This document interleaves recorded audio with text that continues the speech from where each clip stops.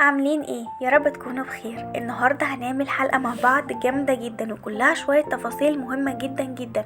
هنعمل الكشطوطه اللي قلبه البلد كلها.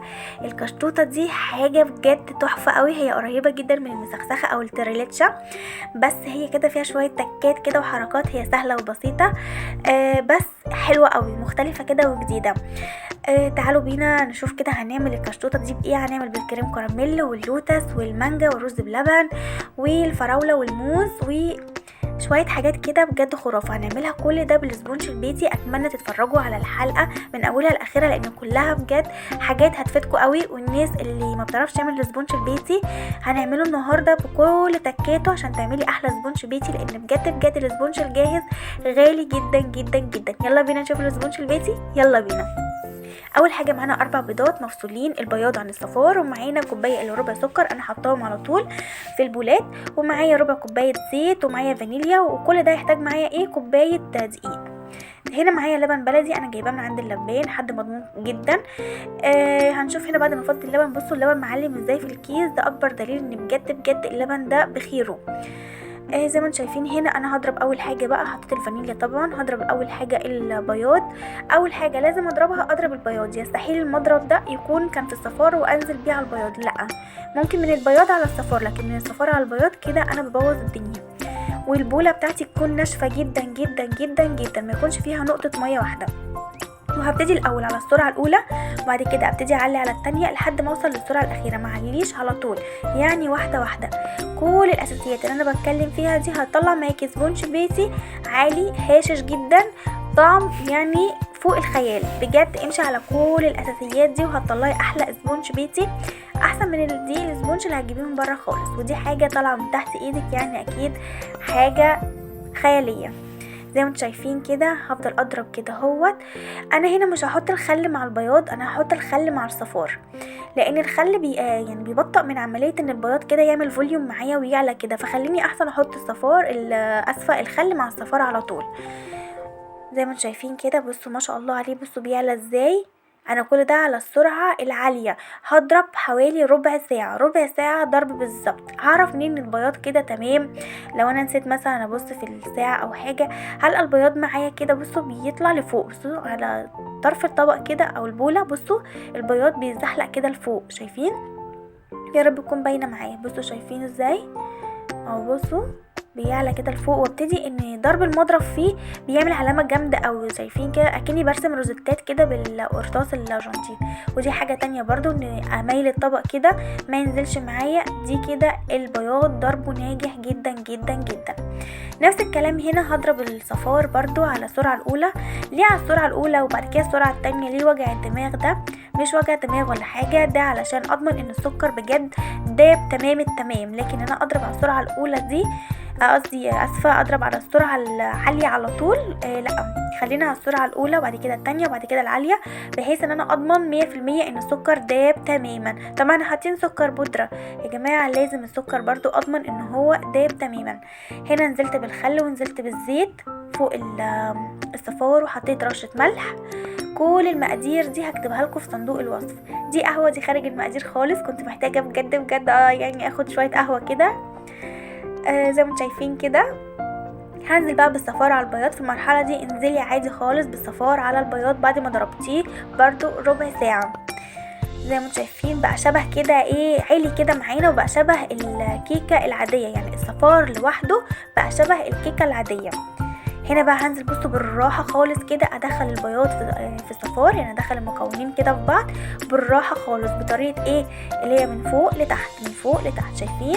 بالراحه خالص بالراحه خالص. ولو هعمل برضو زي مثلا حركه المضرب برضو بالراحه، يعني القهوه بجد بتظبط الدماغ على الاخر. اتفضلوا معايا. هنا برضو الدقيق انا حطيت طبعا هنا كوبايه دقيق منخوله كويس جدا، برضو بقول لكم ان هي بنفس الكوبايه. كوبايه دقيق منخوله كويس جدا، عليها معلقه بيكنج باودر، ونخلطهم كويس جدا. هنا دي هنحطه على 3 مراحل، مش مرحلتين او مرحله واحده، 3 مراحل.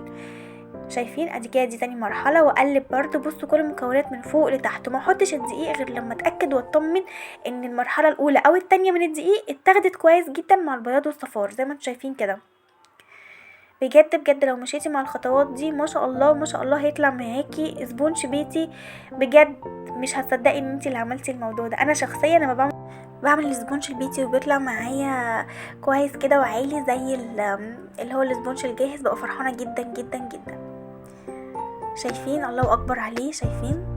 بصوا قوامه ما شاء الله، الله اكبر، يعني حاجه ما شاء الله عليها بجد، ما شاء الله عليها بجد. امشي على الخطوات بالظبط بالظبط هيطلع معاكي احلى سبونج بيتي، وهتوفري كتير جدا يا جماعه. ده كيلو السبونج ب55 جنيه. ده عندي انا، معرفش بقى كل منطقه على حسب اللي فيها، يعني التجار اللي فيها بيبيعوا بسعر ايه.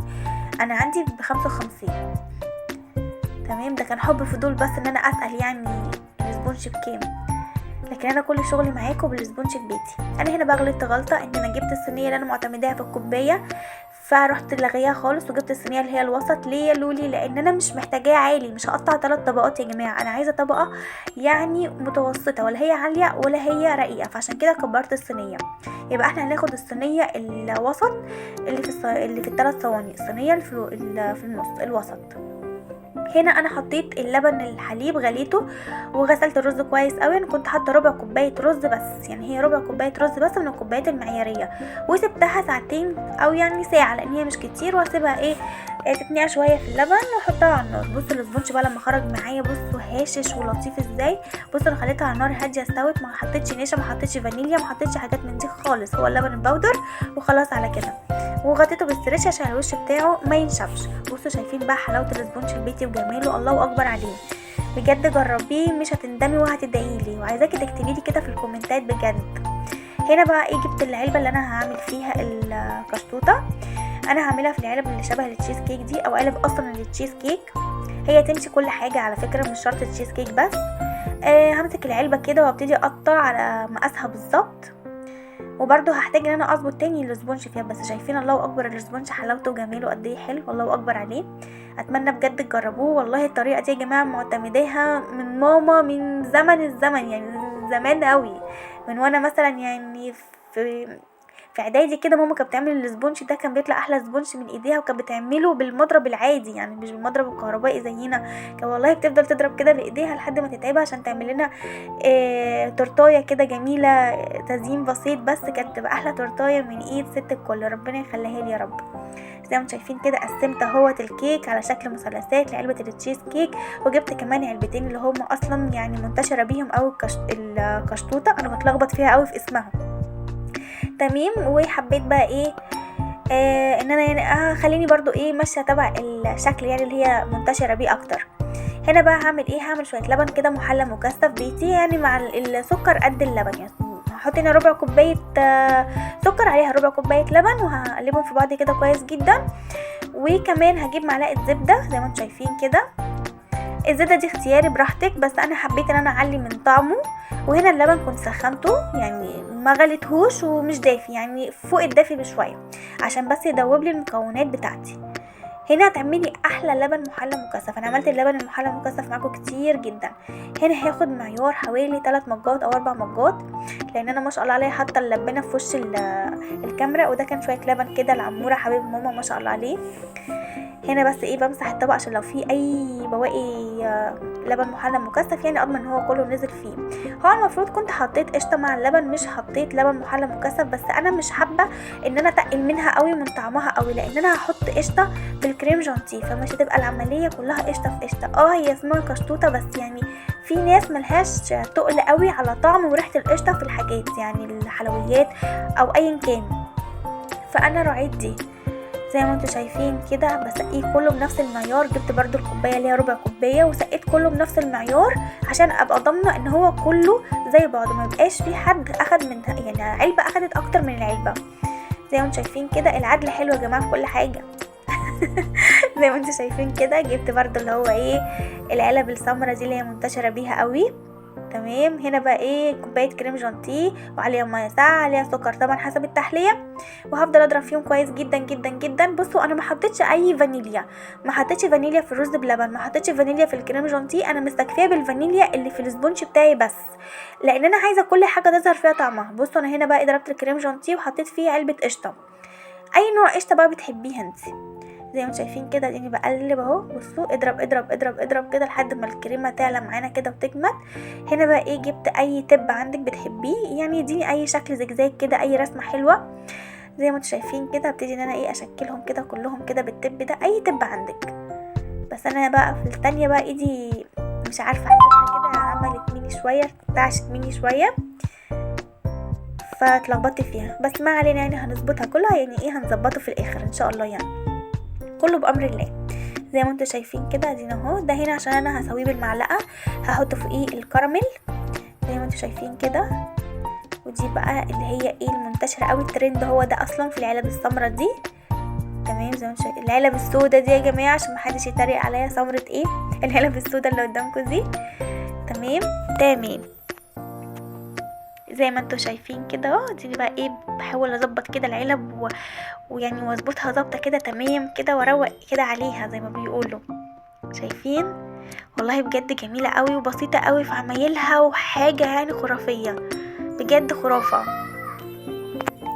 شايفين هنا بقى اللوتس، احط كده شويه على الوش كده شويه لوتس. وهنا الفاكهه بقى كنت قطعت موز وقطعت فراوله وقطعت كيوي زي ما انتم شايفين. يعني المنظر بصراحه بيحكي عن نفسه.